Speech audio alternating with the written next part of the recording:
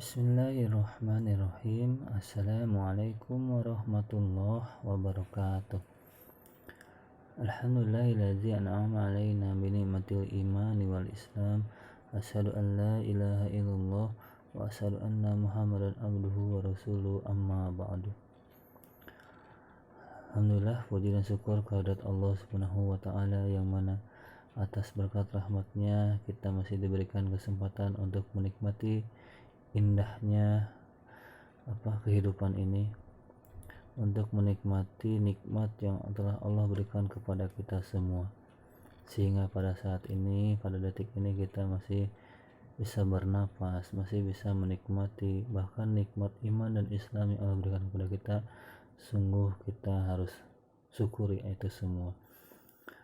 Baik anak-anak semuanya, walaupun dalam kondisi pandemi COVID-19 yang mengharuskan kita belajar secara tatap muka ya, tapi tidak menyurutkan semangat kita untuk terus tetap berjuang, untuk terus tetap semangat dalam mencari ilmu yang mudah-mudahan nantinya Allah akan melipat gandakan pahala yang luar biasa buat kita semua bagi orang-orang yang berjihad di jalan Allah untuk mencari ilmu. Amin ya Allah rabbal alamin. Di samping itu juga mudah-mudahan anak-anak semua diberikan kesehatan selalu, juga selalu ada dalam lindungan oleh Allah Subhanahu wa taala. Amin ya Allah rabbal alamin. Baik anak-anak semuanya, sebelum masuk pembelajaran kita hari ini ya, kita insyaallah akan belajar fikih tentang zakat, melanjutkan materi yang pekan kemarin ya. Hari ini tanggal hari Jumat tanggal 13 Agustus 2021. Insyaallah kita akan membahas tentang zakat. Namun sebelum itu alangkah baiknya kita berdoa terlebih dahulu ya. A'udzubillahi minasyaitonirrajim. Bismillahirrahmanirrahim. Asyhadu an la ilaha illallah wa asyhadu anna Muhammadar Rasulullah. Raditu billahi rabba wa bil islami dina wa bi Muhammadin nabiyya wa rasula. Rabbi zidni ilman warzuqni fahman birahmatika ya arhamar rahimin. Amin. Baik anak-anak semuanya, tetap fokus, tetap standby, insyaallah kita akan belajar bareng-bareng. Nah ini jikalau ada yang belum kenal dengan Pak Zaki, nah ini ya, silahkan bisa dicek fotonya, dilihat ya. Nah ini kita akan belajar tentang fikih, tentang zakat, melanjutkan kemarin pembelajaran zakat kita ya. Oke, kita lanjutkan.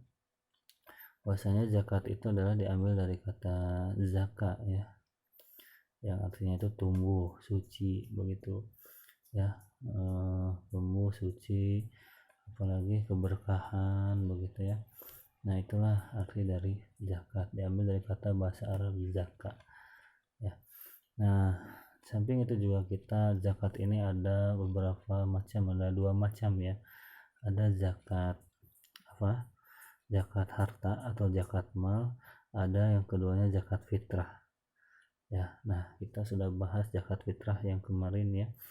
Zakat fitrah mulai dari pengertian dan sebagainya, waktunya juga, takaran ukurannya dan sebagainya.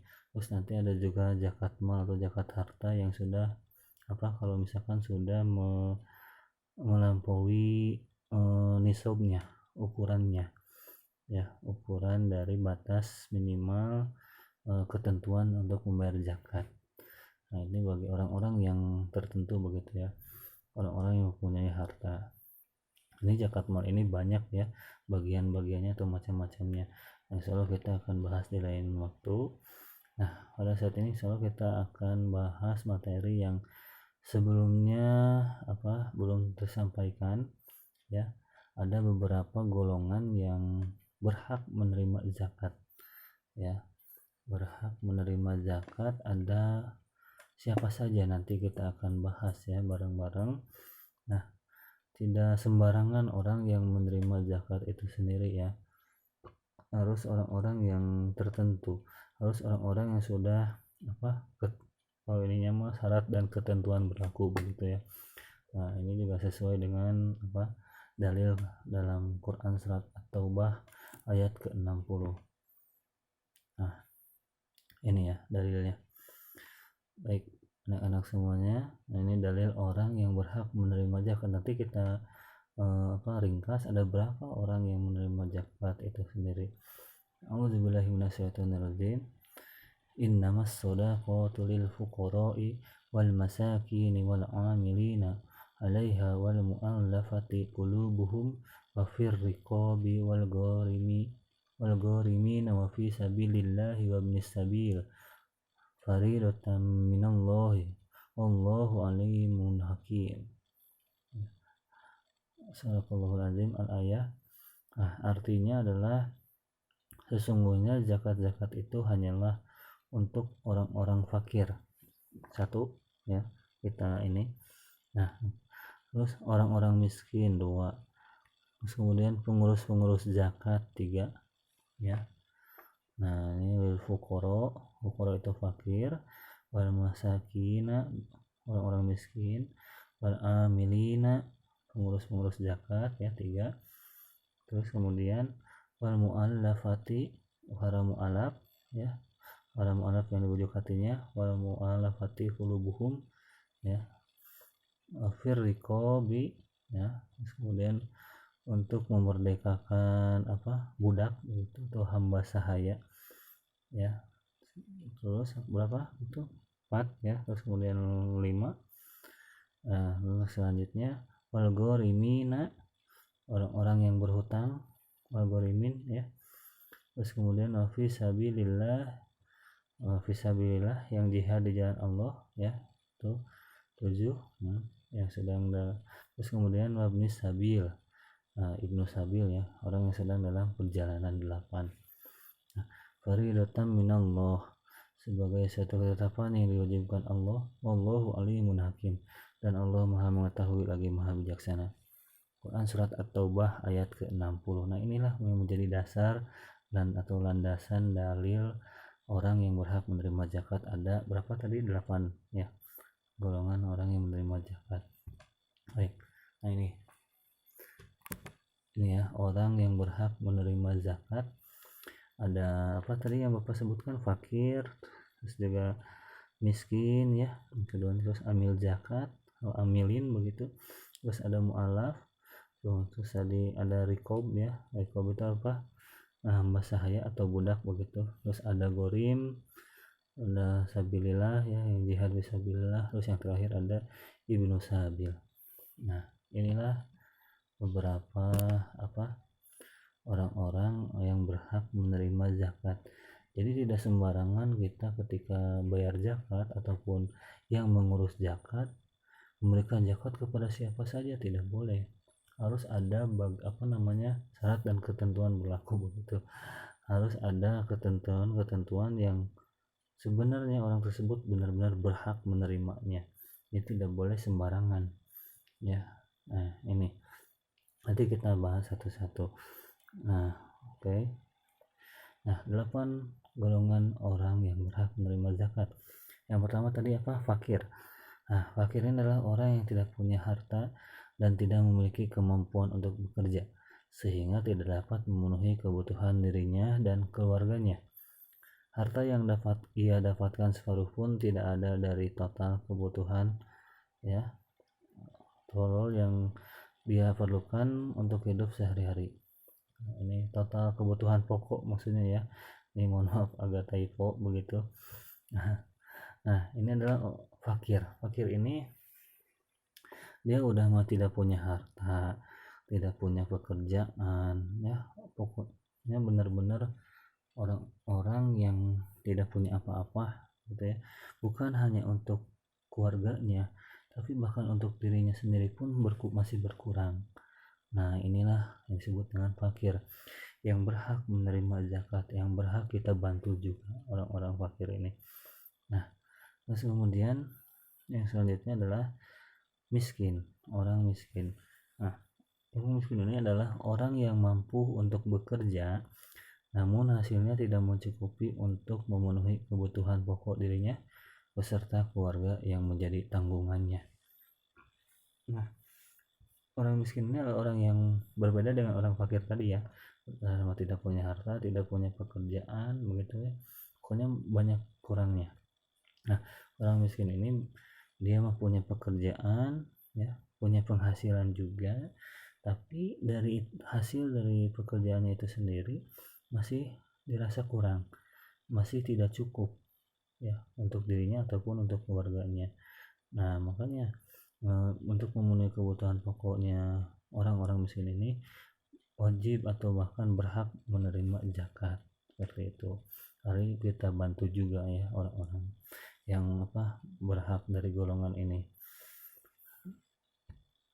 Baik, kita lanjutkan. Nah, yang ketiga ada amil atau amil zakat begitu ya, amilin begitu ya. Nah, amil itu apa? Orang yang ditunjuk untuk mengumpulkan dan menyalurkan zakat kepada orang yang berhak menerimanya, sedangkan ia tidak memperoleh gaji selain dari pembagian zakat itu, ya. Nah, inilah tugas dari atau amil begitu, mengumpulkan zakat, menerima zakat, terus kemudian disalurkan zakat itu sendiri. Nah, dari hasil itu semua mereka tidak dapat gaji ataupun insentif atau honor dari zakat itu. Nah, dari itulah amil ini berhak untuk menerima bagian dari zakat yang mereka urus begitu, ya. Contoh dalam suatu masjid nih, dalam suatu masjid mengurusi zakat, mereka mengurusi zakat fitrah misalkan ya. Nah, dari ketika sudah mengumpulkan, menerima, terus kemudian menyalurkan, itu semuanya ada bagiannya untuk amil, ya. Bagian fakir nanti berapa, bagian miskin nanti berapa, bagian amilin nanti berapa, nanti ada bagian-bagian tertentunya, nanti berapa persennya dibagi, seperti itu. Tergantung nanti bagaimana kondisi di daerah tersebut, kebutuhan yang ada di daerah tersebut. Contoh misalkan ada di sini, di daerah sini ya, di misalkan maaf di Inhopeng nggak ada nih orang-orang yang mualaf, ya, nggak ada orang-orang yang nanti itu kayak budak ya sama saya. Nah, itu nggak ada, adanya yang paling banyak itu adalah fakir, miskin begitu ya. Nah, sama amil, nah itu nanti ada persentasenya, ada bagian-bagian tertentunya, nah gitu ya. Nanti tergantung bagaimana kebutuhan yang ada di daerah tersebut juga, yang ada di lingkungan kita tinggal, ya, seperti itu. Nah, terus kemudian ada yang keempat adalah mu'alaf. Mu'alaf itu apa sih? Orang-orang yang sedang dilunakkan hati mereka atau yang diberikan hidayah dari Allah Subhanahu wa taala. Yang mereka adalah orang-orang yang tertarik dengan agama Islam atau orang yang baru saja masuk atau memeluk agama Islam. Nah, inilah disebutnya itu adalah orang-orang mu'alaf, ya.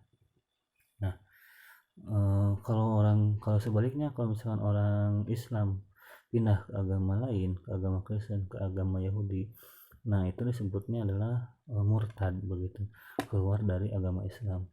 Tapi kalau sebaliknya, dari sebelum Islam terus kemudian masuk ke agama Islam, itu disebutnya mu'alaf, ya. Baik, kita lanjut. Nah, ini adalah hamba sahaya.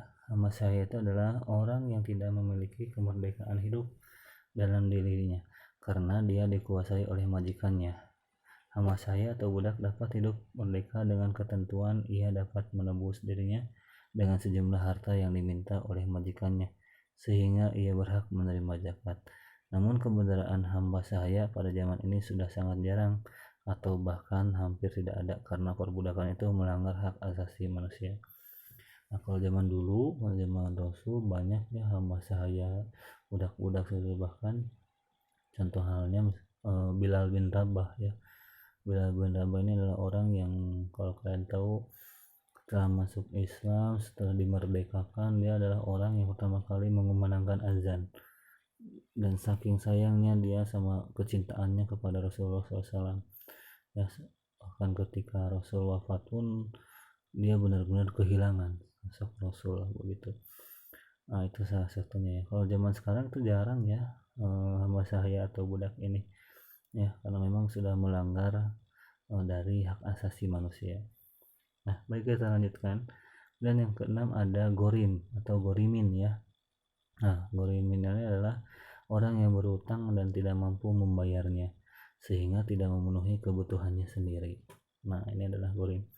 Jadi punya hutang misalkan banyak, untuk kebutuhannya sendiri untuk makan gitu ya, sandang pangan papan masih kurang apalagi bayar hutang. Nah, orang ini adalah berhak untuk menerima zakat itu, untuk diberikan zakat seperti itu ya, orang yang berhutang. Baik, kemudian yang ketujuh adalah sabilillah atau pada jalan Allah SWT, yaitu untuk keperluan pertahanan Islam dan kaum muslimin. Nah, di antara musafirin atau para musafir ya, maksudnya ahli tafsir begitu, orang tafsir yang menafsirkan, ada yang berpendapat bahwa fisabilillah itu mencakup juga kepentingan-kepentingan umum seperti mendirikan masjid, sekolah, rumah sakit dan lain-lain. Jadi arti dari fisabilillah ini, jihad fisabilillah ini banyak ya, secara umumnya tuh secara luas. Jadi bukan hanya perang saja ya, itu untuk mempertahankan Islam, tapi untuk membantu kepentingan umum seperti masih rumah sakit, sekolah dan sebagainya, itu sama termasuk juga fisabilillah. Bahkan seorang guru atau yang mengajar, bahkan kalian juga sebagai anak-anak yang mencari ilmu, itu juga sama ya, fisabilillah, yang mencari ilmu di jalan Allah begitu ya, untuk kepentingan diri kalian dan masa depan kalian, untuk masa depan keluarga dan masyarakat semuanya begitu kan, itu jihad fisabilillah ya. Tapi harus tetap karena lillahi ta'ala. Kemudian yang 8 terakhir adalah ibnu sabil. Ibnu sabil ini adalah orang yang sedang terlantar dalam sebuah perjalanan jauh karena kehabisan bekal, atau bisa juga karena terkena sebuah musibah berupa pencopetan maupun perampokan dalam perjalanan. Jadi dalam sebuah ada seseorang yang sedang dalam perjalanan, terus kemudian mereka kehabisan bekal di perjalanan ya. Nah, itu boleh kita bantu dan berhak untuk menerima zakat. Atau bisa juga karena terkena musibah ya, berupa pencopetan, perampokan ya dalam sebuah perjalanan. Nah, itu boleh. Tapi kadang-kadang harus hati-hati juga, karena maaf ya, suka ada yang ngaku-ngaku gitu ya, ini aku lagi sedang dalam perjalanan kehabisan bekal, ada yang kayak gitu ya. Kita harus cross check dulu kebenarannya seperti apa. Nah ya, ini adalah golongan yang tidak berhak menerima zakat. Tentunya banyak ya, ini hanya beberapa saja. Yang pertama, orang kaya. Memiliki harta yang lebih itu sudah tentu pasti orang kaya tidak boleh menerima berhak. Bahkan kalau bisa, orang kaya ini adalah memberi ya, muzaki ya, memberi atau membayar zakat. Nah, tidak boleh menjadi mustahik gitu. Bahkan orang yang menerima atau berhak menerima zakat itu adalah disebut mustahiknya ke-8 orang tadi. Nah, orang yang membayar atau memberi zakat itu adalah muzaki. Nah, orang kaya ini tidak berhak menerima zakat. Atau anak kecil yang menjadi tanggungan orang kaya ya. Ini misalkan Pak Jaki ini kaya ya, terus Pak Jaki itu punya anak kecil atau anak angkat, misalkan anak-anak yang diurus sama Pak Jaki, yang menjadi tanggungan Pak Jaki ya. Nah, itu tidak berhak karena ada dalam tanggungan orang kaya. Terus kemudian ketiga, orang kuat yang mampu bekerja ya, selagi masih kuat, selagi masih bisa untuk mencari pekerjaan dan penghasilan ya, itu tidak berhak menerima zakat. Dan yang keempat, orang yang memerangi Islam nih, orang-orang kafir ya, begitu, orang-orang yang memerangi, menghina Islam, itu tidak berhak untuk menerima zakat. Dan yang terakhir adalah ahlul bait, atau juga disebut dengan keluarga Rasulullah SAW. Nah, itu tidak berhak menerima zakat. Baik, kita lanjutkan. Ini ada hikmah zakat. Ini ada beberapa, sebetulnya banyak hikmah dari zakat ini ya. Salah satunya adalah zakat dapat membantu orang-orang yang lemah secara ekonomi ya. Jadi dengan kita membantu atau memberikan zakat kepada orang-orang yang lemah ya, itu secara tidak langsung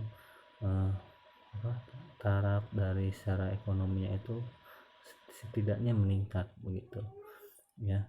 Nah, terus kemudian menghilangkan penyakit iri hati, rasa benci dan dengki. Nah, kita saling berbagi satu sama lain, membantu sama lain seperti itu ya. Nah, itu adalah hikmah dari zakat. Beberapa silahkan ya dibaca, sebenarnya banyak. Baik, Karena ini alhamdulillahirobbilalamin, itu mungkin yang bisa Bapak sampaikan. Cukup sekian, terima kasih anak-anak semuanya. Mohon maaf apabila ada salah-salah dalam penyampaian, ya mudah-mudahan bisa bermanfaat bagi kalian semuanya. Tutup dengan doa, Rabbana atina fid dunya hasanah wa fil akhirati hasanah wa qina adzabannar. Subhanakallahumma wa bihamdika asyhadu an la ilaha illa anta astaghfiruka wa atubu ilaik. Assalamualaikum warahmatullahi wabarakatuh.